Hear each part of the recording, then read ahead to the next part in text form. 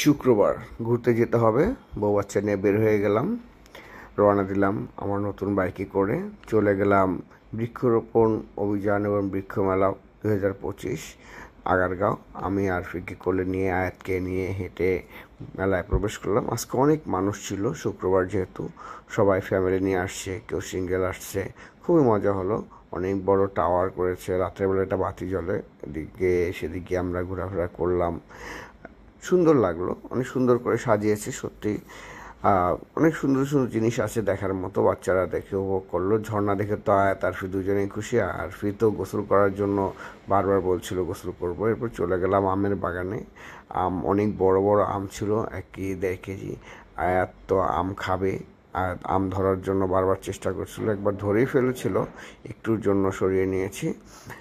এরপরে আরফি আনার ছেঁড়ার জন্য চেষ্টা করলো। তারপর চলে গেলাম আমরা নার্সারির ভিতরে। আরফি আয়াত তো দৌড়াদৌড়ি করতে চেয়েছিল। এরপর বাচ্চাদের জন্য দুটো সুন্দর সুন্দর পার্ক আছে, যেখানে ওরা ঘুরে ঘুরে দেখতে পারে। যদিও গার্জেন এলাও না, আমি ওদের সুবাদে ঢুকতে পারলাম। আরফিকে কোলে নিয়ে আয়াতকে নিয়ে হেঁটে হেঁটে দেখালাম। আসলে খুশি থাকলেই আসলে ভালো লাগে, দৌড়াদৌড়ি করে এটা সেটা ধরতে চায়, এটাই আসলে মজা। এরপর আমরা শেষের দিকে চলে আসলাম, আস্তে আস্তে মেলা থেকে বেরোচ্ছি।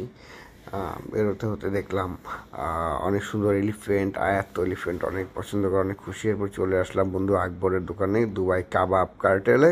এখানে এসে স্যুপ, তারপরে ফ্রেঞ্চ ফ্রাই, চিকেন বল, এগুলো কিনে দিলাম। আরফি তো আমার কাঁধে উঠে নাচানাচি শুরু করলো। আসলে সব কিছুর পরে ফ্যামিলিকে সময় দেওয়া উচিত, বাচ্চাদেরকে সময় দেওয়া উচিত।